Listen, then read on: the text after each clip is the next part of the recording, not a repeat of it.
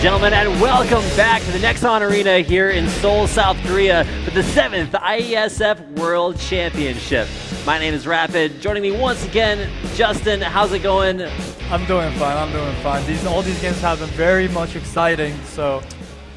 Very much indeed. Particularly our last game, South Africa taking on Thailand. Definitely the closest match that we've seen here today. So I'm excited to see our next two teams with Romania facing off against Tunisia. Now, Romania actually fielding a professional national team there, XPC Gaming. It's going to be interesting to see what Tunisia can bring out.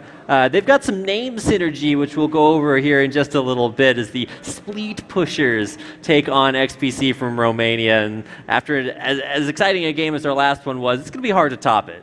Yeah, last game was very even in terms of how the teams played. They feel like they utilized a lot of their compositions very well. It turned out the way I feel like it was supposed to happen. I want to see what the Romanian teams bring into this game, because they do have a lot of ex-pro or pro players or high-level challengers from previous teams. So. Right, especially for me, I'm going to be looking towards the support role there for Romania. AOD is a player that you guys may have remembered from other teams. You see where they stand in their own group with Romania coming into this game after a loss to China, I believe. And then, of course, Tunisia losing to Australia, who's 1-0 in their Group C. We've got the Group A results with wins for Chinese Taipei, Serbia, and Mongolia. Israel, unfortunately, winless currently. Of course, Group B, you can see Thailand 2-0 and Switzerland taking a win there. South Africa, 2 losses, Iran at 1. And then in Group D, Korea taking their first win, along with a win there for Russia, which we saw earlier today. Indonesia and the Philippines both taking losses in Group D, and that's going to round it out for our group stages. So we've got a couple more matches coming up today. The 5th match of the day will be Tunisia's Spleet Pushers versus XPC Gaming or Team Romania. See the matchups there with AOD versus Nightmare. That's going to be exciting to watch. Gabano versus Stack, another, of course, a big matchup as well. Gustav versus Armored Dragon. Xerxes versus Spleet. Then Stay Away Yi versus Aldi. Now, Stay Away Yi was actually previously named Stay Away Spleet, and then you also had Spleet there, so maybe some name synergy there, but now it's actually Stay Away Yi. Will we see Yi banned? I don't know if that's necessarily going to happen, but certainly some interesting names there from Tunisia. I mean, Spleet does play jungle, so that might be his pocket pick, Master E. Maybe E and Spleet goes hand in hand with each other. Maybe that's why I named it like that. But also, another great player that I want to see perform well is Gabano, who apparently reached ranked 1 in the US and ranked 3 in the EU, and he won once before? Yeah, he's actually been incredibly prolific as far as solo queue goes. If you're from EU West, you've probably heard of Gabano, but since playing more for Romanian national teams, he's actually been on, playing on EU Nordic East. He's gotten very, very high ranked over there as well. So pretty prolific as far as solo queue goes. So the duo lane's what you're going to look for from Romania. And of course, switching things over to Tunisia, not a team that I've had a chance to watch play before, but probably some synergy there between top and jungle if they're going to pick names that are the same for each other. Yeah, I'm looking for a great mid-jungle synergy here. Or maybe it's Stay Away Spleet, so he might not be coming to mid lane at all. Oh, that's true. Yeah, maybe that means he's just gonna stay away from the rest of his lanes. Still waiting on the players from both teams to make their way into the lobby to get everything up and ready to go. Does look like we're almost ready to hop into picks and bans here. Keep in mind this is our next to last match of the day, so we've been seeing a lot of great group stage action. Keep in mind this is just the preliminaries, so we've got a lot more League of Legends, Hearthstone, StarCraft action coming up later on this week. We'll be seeing that mostly, tomorrow and the following days here. But today, it's all League of Legends. We're getting through some actually pretty incredible games there.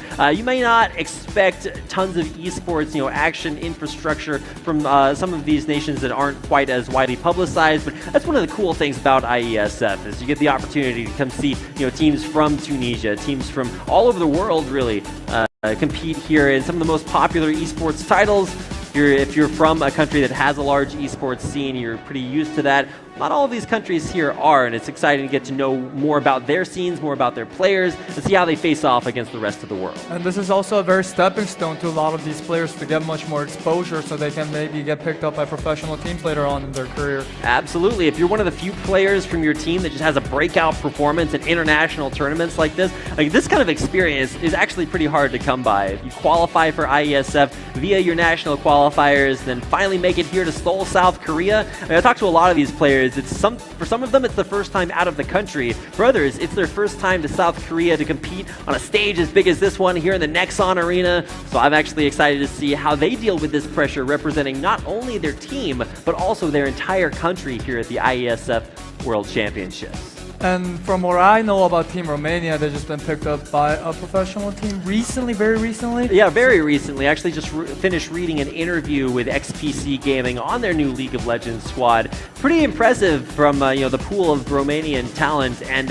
Romania has been really up and coming in a lot of different esports. We'll be seeing them compete in those mostly tomorrow. But they're coming into this game after a devastating loss versus China. It was pretty one-sided, so won't go into too many details about that, but hopefully we'll be able to get in here to our game here in just a second, as it looks like the players are continuing to get ready. But yeah, Romania, very strong team, nationally, but when they faced off against China and Korea, two of the big powerhouse squads, many have actually favored to win this tournament, so we've got a lot to watch out for. I know Korea and China both won their first games of the group stages, so it's going to be interesting to see how both of those teams continue throughout the group stage. And of course, Romania here coming in off of a loss, looking for a win here. We've already seen Chinese Taipei do the same thing, lose a game and then come back to win their next group stage match. So see if Romania can do the same.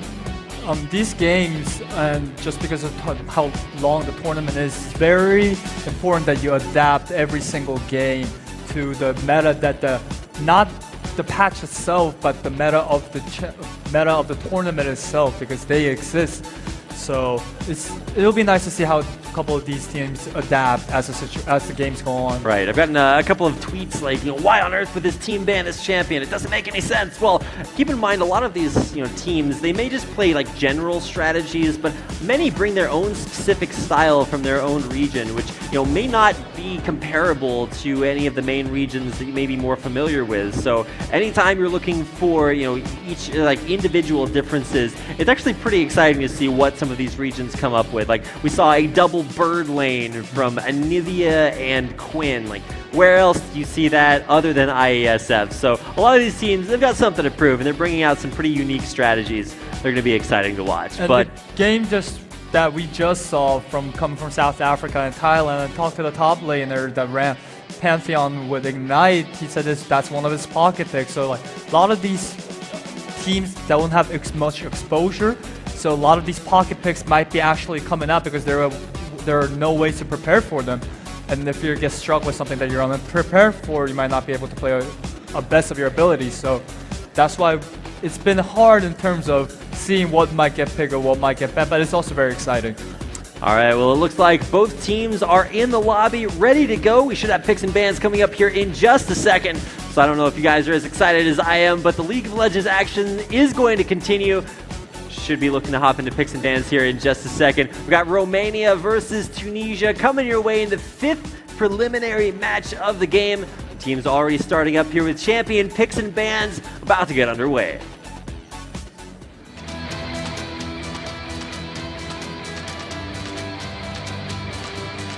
So here we go, looking to start things off there with the picks and bans. Haven't seen any just yet, but I would imagine that, we're going to be seeing a lot of top lane focus. We've got Fiora, we've got Dr. Mundo, the first two bans of this game. Dr. Mundo, as I mentioned before, very strong in this meta, so great ban by them. Fiora also a very good split pusher, a top-tier top laner. But a lot of things needs to go right to run the Fiora comp at this moment with the new preseason patches going in. Right. Not a whole lot has to go right for Tahm Kench to be a good champion, so nice to see that ban there. A Gangplank ban. This is the first Gangplank ban we've seen of the broadcasted games today. Definitely deserved, not quite as strong as he used to be, but certainly has some undeniable strength. Yeah, Gangplank, I feel like was a top ban or pick or ban priority coming into this tournament. I haven't seen it get picked or banned till now. Gangplank has a lot of synergy with his ult with top lane ganks and bot lane ganks can turn 2v3, a 2v2 into a 3v3, a 3v2 I mean. And there's a Rek'Sai ban. Now, that's been a little bit hit or miss. Lee Sin ban, that's the first one we've seen here. I want to see Elise come out of here maybe, because that's probably the only god tier jungler left. Right. As now, or even Kindred. Or Lulu. Or Lulu. Like you said, Lulu not a champion that teams have been willing to ban, but just absolutely ridiculous there. Aldi is going to be going in for a Gnarlock, and traditionally we've seen top lane picks you'll be saved until the later parts of the draft just because of how those counters work out. Because Lulu is not necessarily a top lane champion. A lot of flexibility there for Tunisia. Lulu definitely is a flex pick, but I think they just don't want to show their jungler or other laners, since we already know what top may be. So Gnar coming in here might not be a bad idea. Does okay against Lulu compared to other AD-based champions just because he has range. But right. Now, a couple of champions to really talk about. Gnar is by far Aldi's best champion. So we're going to see Gnar, might see a Draven picked up for Gabano. So that's the big pocket pick to watch out for here. And while AOD has a very well-rounded champion pool, we've got a couple of other pocket picks to watch out for here as well. Hecarim in the jungle for Xerxes was one of the big champions that he was very widely known for. However, you can't really pass up getting Elise as one of the top tier junglers on this patch. Of course. And now with the Elise being taken away, now Blue team has choice whether they want to show their laners or their junglers.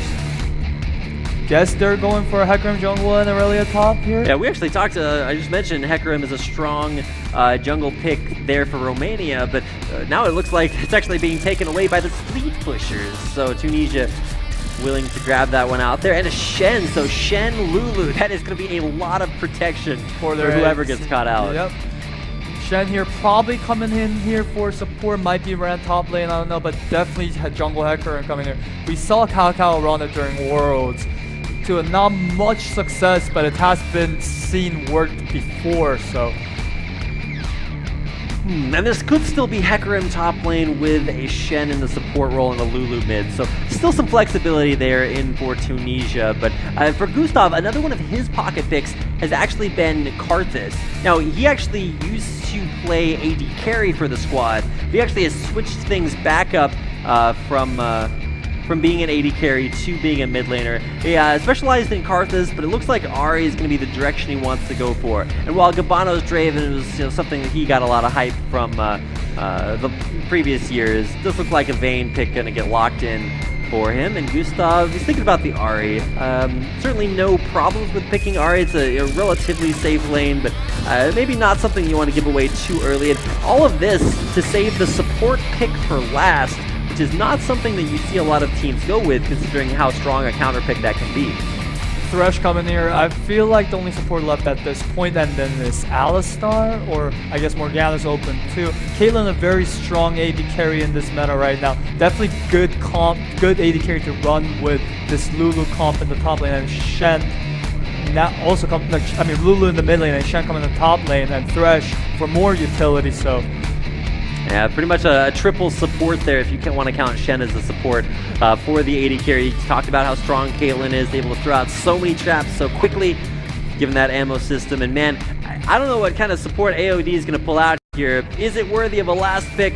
We're about to find out. Now, keep in mind, AOD is a name you might have heard of. He is the team captain for XBC, and he used to play with H2K last year. So that's if you've heard of AOD, that's probably where you've heard of him. The Janna pick here would be pretty good with Vayne. Janna Vayne, a relatively strong lane there. We've seen Morgana banned out a lot in this tournament as well, but could be a pick that AOD wants to run with, but instead, just going to drop that exhaust Janna. So looking at this comp right here from Spleet pushers, we see, again, Lulu coming in mid and Shen coming in the top, so they're looking for more mid to late game oriented team composition. Here we have Elise, who is more focused on the early game aspect, and then when it comes to team fights with Gnar and Janna, can create a lot of zones for the AD carry to do a lot of free damage in the back line. So I think that's what they're going for here with the Vayne pick, and Ahri has a lot of assassin kill potential also. So. I'm still thinking that XBC may have wanted to play a few more comfort picks, but you can't always get what you want. But if you try sometime, you just might. Anyway, but these are the champion picks and bans for game number 5, or at least our 5th broadcasted game here of the 7th IESF World Championships. We're about to load into that 5th game coming up here in just a second. I know I am super excited to watch Romania take on Tunisia, the first game that we've gotten a chance to see of both of these countries represented here. Of the 20-plus countries and over 200 esports athletes competing here at IESF. Number 7, it's going to be exciting to watch out for who's going to come out on top. Romania, they're coming off of a loss to China, so they're trying to bring themselves back into this. And for Tunisia, still trying to put themselves onto the map, loading into our 5th game of the day. Let's go ahead and get this underway with the champions finally starting to pop up on the Rift. Here we go. We might see a lane swap coming from this game. It'll be exciting. We've already seen one lane swap here, and it looks like we're going to have a brief delay before the game starts. So just want to take care of a couple of issues, technical issues, before we start things off. But should have that ready and up and ready to go. I think I said ready like 8 times that sentence, so hopefully you get the idea. I'm looking for some League of Legends pauses, nice ways. You know, if you need to run to the kitchen for a drink, head on over there. Come back pretty soon because we are ready to get this game underway, or at least hopefully we will be here in just a second. Yeah. I was looking in the back when they were like, you know, hey, you guys need any drinks, any coffee, any water, and they have 4,000 energy drinks back there ready for us to drink. I was like, okay, I think I'm going to be able to handle this. So we're going to be sustained up here, and I hope you guys are getting hydrated at home, ready to get some League of Legends action going on here, as it does look like issues are being worked towards being resolved. So. Yeah, so just to talk about something before the game starts, about lane swapping, also I'm trying to talk about Caitlyn counters Vayne very hard in lane, but so does Gnar against Shen. So yeah. I was actually really surprised when it was Gnar into Lulu. I was like, okay, well, maybe that works out, you know, evenly depending on who gets ahead. But yeah, Gnar into Shen. Shen is just up there to take a beating. Yes, it's all Gnar. The way the Gnar and Shen lane goes is like, if Gnar doesn't get taunted, if he just dodges with E, then there's no way that Shen can trade at all. Yeah, Shen just has to like walk around in really slow circles. It's gonna be a little bit rough, especially since Aldi, this is his key champion. Like, if you ever see this guy play competitively, you're either gonna see Gnar bans, Gnar picks, or you know, maybe something else really OP left open. So Aldi, he's got a lot of strength behind him on that champion. So be excited to see that play there. And you can of course see the Romanian team there on your screen right now. There's Aldi up there in the top lane, and of course looking to. Actually, I think that was the bottom lane, AOD and Gabano, so maybe he's a childish Gabano. We'll get a chance to see that. Looks like we're still resolving a few issues here, so it might take a little bit of time to come back from this. I'm not sure if we're going to continue this or head on out of here. It just depends on whether or not the referees, you can see them walking into the booth right now, trying to communicate, see if we can get everything ready to go. I just want to cast some League of Legends because I know that's what I came here for, and it's actually really impressive to watch a lot of the different teams sit around in the crowd and like study their opposing regions, try to get some research going on. Because I know, at least when I was doing research, there are some of these teams competing here, and this is their first time competing together as a group of 5. They qualified through their region's national qualifier, and they made it all the way here. But it's not, you know, a lot of these teams are just teams that came together for this tournament, and then may even just be disbanding afterwards. So this could be the only time that they get to play together, and it's been exciting to watch some of the teams really band together and develop a lot of that national synergy. Yes. Just because we never seen these players before, and that's probably the same for all the other team members too from the other regions. So to some extent, I know at least from Korea's League of Legends team representing them here, Fog is actually a team that's been playing for a while. Korea actually has a national, like not necessarily a challenger league, but like an amateur league below that that's played between PC Bongs in different regions of Korea, and they'll all play against each other, and then the top 2 teams will play offline, and the winner of that qualifies here for IESF. So It looks like we are going to take a quick break here. Apparently there's some errors with rune selection, so it looks like we're going to go ahead, grab a quick restart in here, and we'll be back after about a 5-minute break. So don't go anywhere. We'll be back as soon as this game gets back underway here in IESF 7th World Championships in Seoul, South Korea.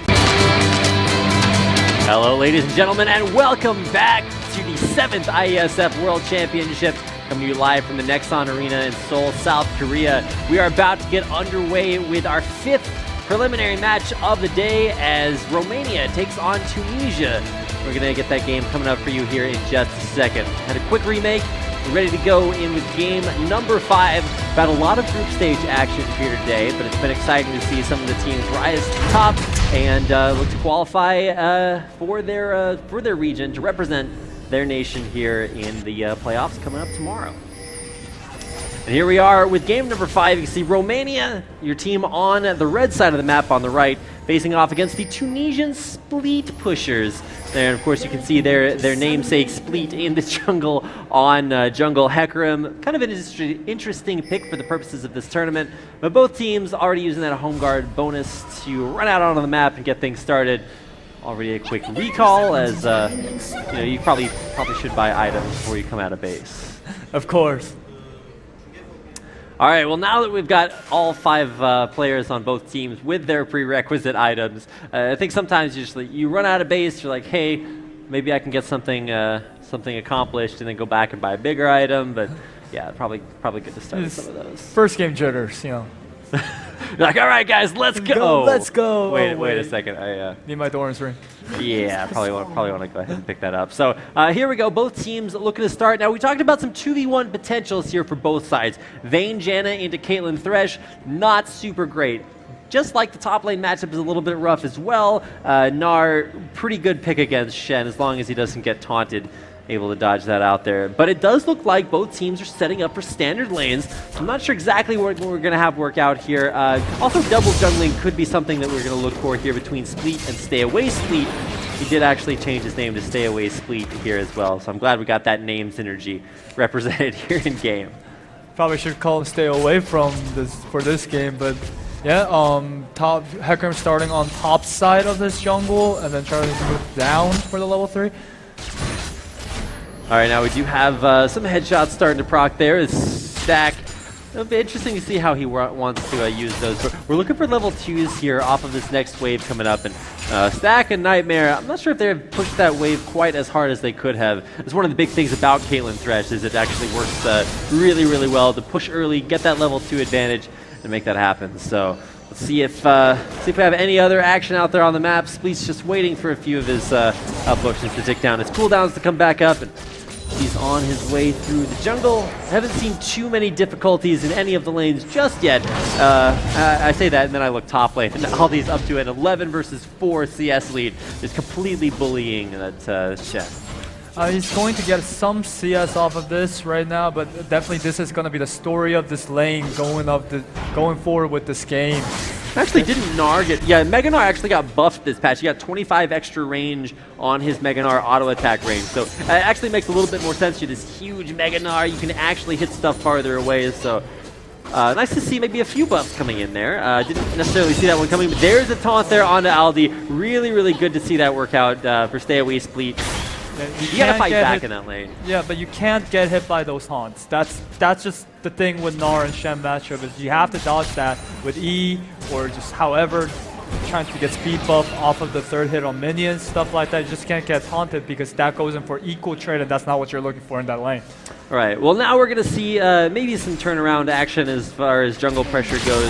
Actually a lot of it on the bottom half of the map, but at least top side, maybe looking for a dive. And dive's really easy to set up in that matchup just because Gnar pushes a little bit more effectively than Shen does early on. Range versus melee pretty much works out. But instead, Xerxes, I'm not sure what he's really trying to accomplish, does get a deep ward though, and that's going to be really important for trying to keep aware this top half of the map where that jungle action. However, a good ward behind the turret there. Stay Away Spleet. Gonna see it coming. Trial was just warded, so they know now at least it's in the top side. Hecarim going in here for the gank. Nice condemn. So Gabano's gonna be pretty okay there. not in too much trouble, and I really haven't seen too many things to worry about so far this game. 5 to 10 CS advantage top lane, not anything to write home about, but Nightmare actually getting that third proc of Silver Bolts to take him down below half HP. He got the Targon's proc to get him a little bit more health. Relic Shield, I'm sorry. I just call it Targon's because back when it was first released as an item, you used to buy it as a jungler and top lane synergy as well, and it was just like super high sustain. You used to see 80 carries and supports both buy that item because Targon's Brace was so strong. Ever since it's been nerfed there, I guess the name's kind of stuck away, but... and something to mention about this game is that... Oh, here comes the game. Okay, a little bit of damage there. Actually, a lot of damage. Holy cow, Spleet, and there was so much, and actually it's going to be first blood. Not able to close out that kill there. Spleet putting down way more damage than I expected. Maybe he thought it flash forward, tried to get into the auto range. Nightmare. Nightmare's looking for the death sentence. The flash, the ignite. Oh my gosh, yes, Gustav! Nightmare making a comeback from behind play. So impressive there. That support roam is deadly. Great play now, but the thing I wanted to mention though before that is that Vayne actually isn't doing too bad against this Caitlyn right now. They're even in CS, with the Thresh roaming mid lane, they got some damage chunks onto Caitlyn. Oh my gosh, that landed! What was that extra range?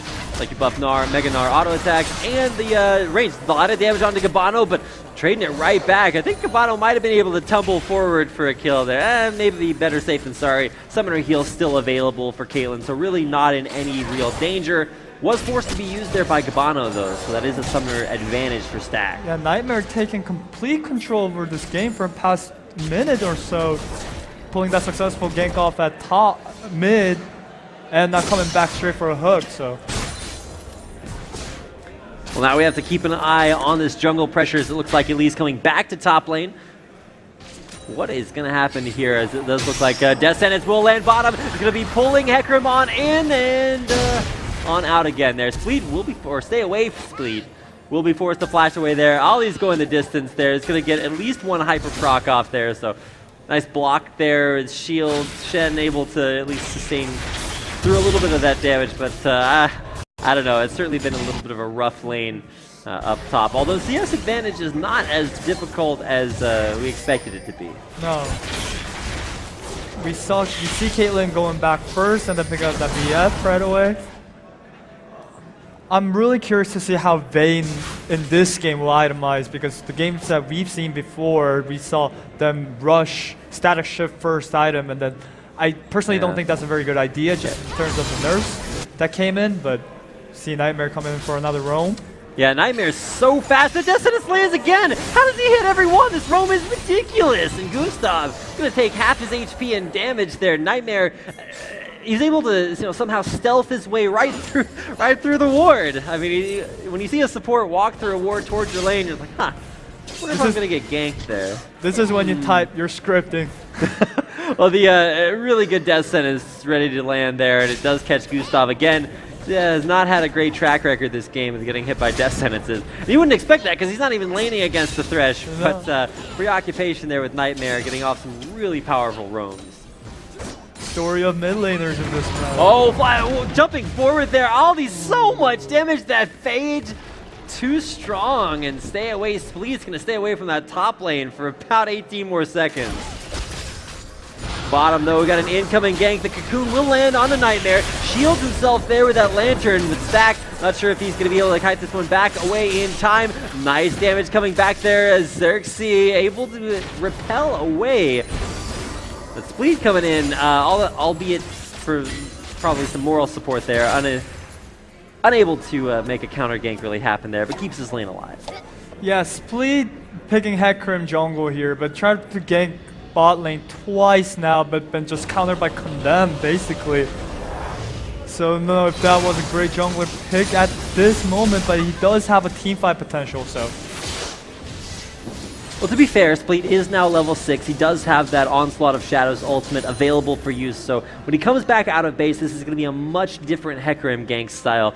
Much more powerful. It's going to be exciting to see if that works out. Whereas Elise doesn't really gain anything from hitting level 6. It's like, oh no, my spells are slightly stronger. But it does look like Hecarim choosing to prioritize that bottom half of the map. That's been kind of interesting to see how little effect that's having. We were actually talking earlier about some of this vein itemization. It's been a static shiv rush from every single vein that we've seen, and I haven't seen that in any other tournaments, so maybe a reaction here to this gank. Shen on top of Thresh, but a perfect Monsoon disengage. Even a teleport coming down to bottom lane, and that's not going to work out either, so a lot of eggs put in that one basket, but nothing really to accomplish there. Yeah, Shen still has TP, so he can go back to the top lane, but that top tower is going to be pushed anyway now, so they're choosing Dragon over it. They know Gnar TP is down, so... Gnar TP's down, this fight's going to happen. Nightmare, a lot of damage being done. There's a lot of damage onto Spleet there as well. Xerxes being forced to repel and flash back away, so it does look like the blue team will go ahead and secure the first dragon of the game. Tunisia on the board with that big global objective. So, but then this top lane is going to go down, so maybe an even trade in terms of... Well, Shen does have teleports, so he's able to TP up here to the minion wave to try to stop that, but he knows that he'd be left in that lane with a Gnar who could probably just kite him to death afterwards. Yep. And you can see that he's going for a Sunfire Cape there as well. It seems like great Shen itemization in that matchup, but you're actually taking a lot of magic damage from Gnar through those hyper procs, so... I mean, to be fair, it's one of the struggles against just laning against Gnar in general. It's like taking the persistent physical damage, but also a lot of the magic damage there too. Although, yeah, just look at how powerful this kite is there. Aldi wants to get in there, gonna land it slow. The flash in, the Gnar against the wall. There's the crunch. The house does not hit. It hits a minion before the champion. Unfortunately, unable to find that kill, but there's gonna be a flash blown from Aldi, and Shen survives. Good attempt, though. Good attempt. Flash is still up for Shen, so he can go for that flash E. If there's a traditional sport, you'd say good hustle. Good hustle. But that's really just something that you say after somebody tried to do something, but it didn't quite have the total effects. Like, hey, it's like in Wheel of Fortune. It's like, good answer. It's like, yeah, you did something correct, but it's still not the end of the world. We'll see if if that top lane turns around now that Gnar is able to pick up a first item Black Cleaver, really putting to use that big lane advantage that Romania has been able to exact in that top lane. Yeah, so now Gnar is a big split push threat for this team. If Shen decides to ult any lane or go bot or try to teleport any other lane, that Gnar can just push this to the end. So there's itemization for Gnar. You can go with Frozen Mallet or both Black Cleaver, but in this case, I feel like Black Cleaver is a better itemization choice. I'm just disappointed that the Wicked build doesn't work for Gnar anymore, where you go Runan's Hurricane for tons of attack speed. So you turn into Mega Gnar and you just bust kids up. You're just like, hey, what's up? I've got 70% attack speed buff. Can't do that anymore, so you can only buy Runans on ranged champions now. So it doesn't. It's not quite as effective as it used to be. Of course, I think a lot of people would argue that it wasn't very effective in the first place, but I recall Wicked winning games with it, so we'll see if that comes out there either. But now we get a chance to see the top lane lead snowball a little bit more into some other global objectives. The Rift Herald, under attack, what on earth was that Nightmare? Going right in onto Gabano, ace in the hole, blocked out by AOD, and there's a nice Monsoon, but is it nice enough? Tempest there to disengage, and AOD and Gabano, they're trying to get out of there. Spleet's pretty fast, but I don't think he's fast enough. Shen ult coming in, though. He wants to ult all the way there. Shen actually is in range, but perfectly condemned all the way back against the wall. Gustav is there. We'll see if he's able to turn that one around. Stay away, Spleet. A couple more auto attacks to take him down. He's trying to get that action in, but is finally going to go down there. Gabano to take him out. A double kill there from Vayne. Now Aldi there, able to get some slows, get some move speed off of Nightmare. He's not going to last very much longer. That's a 4-1 score off of a beautiful turnaround. Romania putting themselves on the board. Great usage of Q coming in from Janna by Aldi's actually maybe going in for another kill. He's going to bounce forward there. He's going to get outplayed under turret. Dangerous game. Getting in there for a stack, keeping him alive and allowing him to pick up another kill. Very close, very close. Greedy, but close. But what I wanted to talk about was AOD's skill usage. He saved himself twice with that tornado, so great Janna player. Yeah, 003 working on his secret agent status and 4 more assists. we'll see how that works out as we continue to look at what has honestly been a very impressive duo lane here. We talked about this coming into this game. The Romanian duo lane, it's going to be something to be feared. AOD, professional competitive experience. Gabano has crushed solo queue on multiple regions. EU West is ranked #1, ranked 3, I think, is his highest on EU Nordic East. So it's an incredible lane to watch, and we'll see if this works out for Romania, or XPC Gaming, if you watch them internationally. Yeah, the game's been on side of Romania, as the lanes that they're supposed to win, they won it very well, and the lane that they're supposed to lose, now Vayne's over 20 CS over Caitlyn and has a kill and assist more, so this is a very good result for Romania coming out of the laning phase. And I don't know, Gabano was going to get his fortune told this morning. It's like, what items should I buy? The fortune teller's just like, anything that builds out of Zeal. So he's got for one Zeal item, he's got that first item, Static Shiv. A lot of questions about that. I know we actually asked some players, hey, what do you think about the Zeal start for Vayne?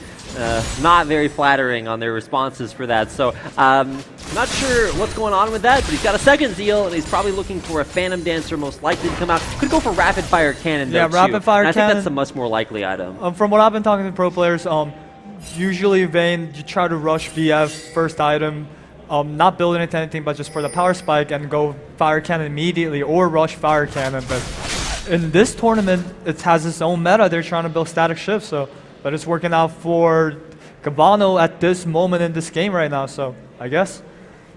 To be fair, Gabano's working out for Gabano. It's just very strong individual plays making it work. But now we're going to see a jungler versus jungler, Xerxes versus Spleet. Here comes Gustav over the wall. He's be dashing around their Nightmare with a nice box there to lock down that tiny little area in between that brush. Shen coming in on top of Spleet. Will it be in range for anything? Ace in the hole! Lands on the AOD. Not a lot to accomplish there, but in the meantime, man, Aldi is pushing up that top lane like a monster. Of course, he is a monster there, Nekandar. He's going to be able to take down that second tier turret and keep that split push alive. Shen does have teleport, so will be able to return to save that base turret, but looks like he's actually going to stay around here as Gabano is putting out a lot of damage. There's a charm to land there on a Nightmare. Nightmare goes down to Silver Bolt. Gabano on a killing spree. He's going to be clocking in for a double kill. Maybe some more damage to come down here. Dragon actually not being taken down there. Might actually kill off Gabano, but it doesn't re-aggro. Reset there. Not sure what Stack is up to. Gustav's going to take him down, and that is a 3-for-0 exchange, and Aldi is still in the base. And this is what I've been talking about. This is the same thing that happened in the last team fight. They try to use Shen ult, try to use Shen TP, and try to make a play at bot. But Janna using a lot of Janna's skill usage has been very great this game, trying to keep this team alive. And then because they're losing their second tier turret, third tier turret, they try to take it all, try to get that dragon. But this time it didn't work out very well, and they all ended up dying. Yeah, hashtag things Janna does there. Really great play there by AOD. 1 assist away from Secret Agent status, so we'll see if he's able to get that. Still waiting for the third Zeal to be bought by Gabano. I have faith. I mean, Phantom Dancer, not a bad item to buy anymore. It's kind of situational, but I believe in the third Zeal. How many Zeals can you fit on one champion? Trinity Force, another option, Not really. I remember when he used to rush 4 BFs on Pantheon too. That used to be a thing. I remember when Pantheon, like, you could rush all ability power items and kill everybody. So, thankfully, not quite the same situation nowadays. But man, you can see that Static Shiv just going to work there. Gabano, very strong, 402. He's kind of leading his team there, but you also can't emphasize the amount of power that Aldi's brought to this team.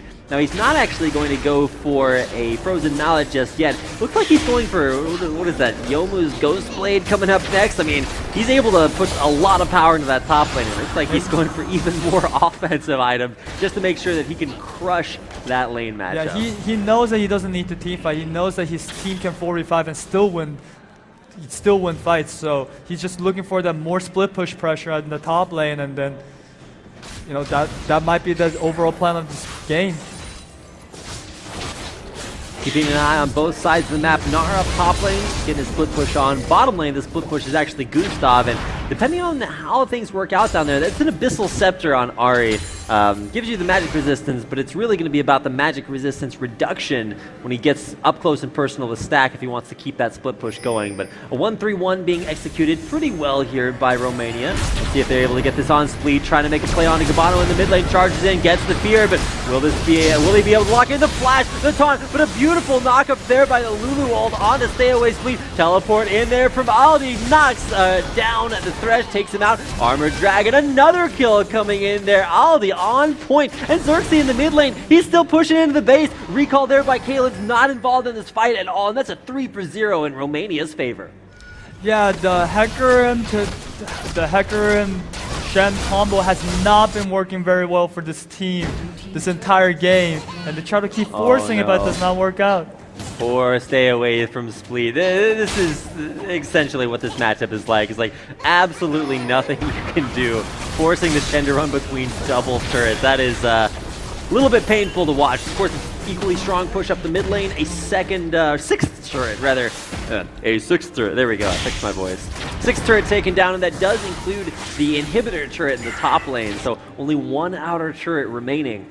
And no turrets down for Team Romania. So game looking very good for them at this moment. Hey, they're tied in dragons, though. You see Ollie, his modus operandi is just running around the map. It's like, all right, I'm going to pick one champion and then just chase them forever. And now he probably could go back and complete a few items if he wants to, but it actually does look like that's what he is. And there's the Youmuu's Ghostblade we were talking about. The Ghostblade Gnar, not sure I've seen too much of that one, but he is going to be ridiculously difficult to deal with in the split push. Yeah, so right now, Team Tunisia doesn't really have much things they can do. They can't push up Vision because they might get caught out by both Elise or Ahri. Those are very pick-oriented champions. What they can do is try to farm up, wait out this game until Caitlyn gets that three core item power spike and win off the Lulu comp. So Hecarim doing prompt, the rest of XPC Gaming right on top of that Baron. Spleet does have his ultimate available. He can run in there and try for some steals. Instead, he's going to use his ult defensively, trying to preserve his own life, but at what cost? He's not going to be in there for the Baron. It is going to be taken there by Xerxes. That's going to be XPC Gaming representing Romania with the first Baron buff of the game. Oh no, Spleet, no! He didn't go back to base far enough. The struggle of being a Hecarim here at this point in the game. He's gonna die, go out the hard way, and Aldi, man, just continuing to impress. 5-1-1. The power of the Youmuu's Ghostblade walks right into another impressive hook. And to be fair, Nightmare has been a nightmare for XPC, roaming mid lane several times to kill off Gustav, but may just be a little bit too little, too late. There's only so much one support Thresh can do. Pushing through the mid lane, that inhibitor turret's gonna go down. There's Gustav jumping forward. Descent does land on his Xerxes. The flash, the Gnar misses there from Aldi, so a little bit of pie on his face, but he's gonna kite backwards very, very well, and then it's the second inhibitor of the game. The damage coming in from Ahri, though, that's crazy. Yeah, that's a death cap Ahri, by the way. He's already got 10 stacks on it. His mini Medjais. Looking to stack that up or maybe transform that here in the near future. Aldi recalling back to base, and he is going for, once again, for that AP Elise build. We've seen that all day long today, every single time we've seen Elise, and it's always been very effective. Yeah, Runglaive Elise very strong right now. Dragon is up in 14 seconds. They're going to try to push out this wave, so while they're dealing with that, try to take Dragon. 14k gold difference at 22 minutes, so...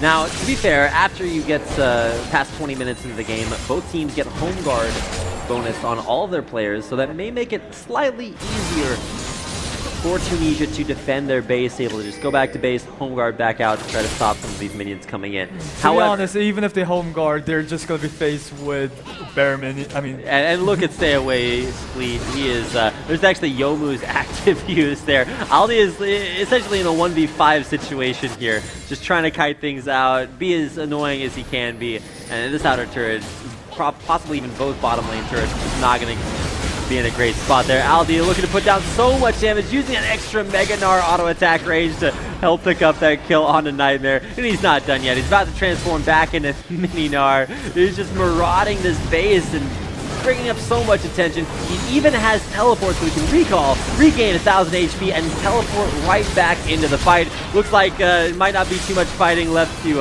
rejoin. The rest of his team ice in the hole, getting blocked there by Xerxes. Shen just was melted. I thought it was a Shen support, not a top laner.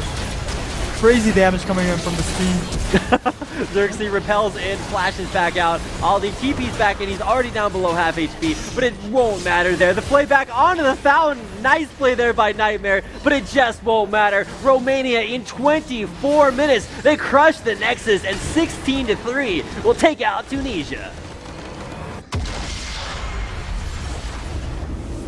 Nexus exploding. Congratulations to both teams, but especially Romania. A dominant victory there. Finished with an 18,000 gold advantage. Romania picking up this win, reclaiming themselves after a loss to China earlier on in the group. Coming out with a strong performance here. We'll keep an eye on Romania as they progress through the groups, but we are going to head out to a quick commercial break, so don't go anywhere. When we come back, our last game of the night is Indonesia takes on Team Philippines. We'll have that coming your way when we return with more of the 7th IESF World Championship.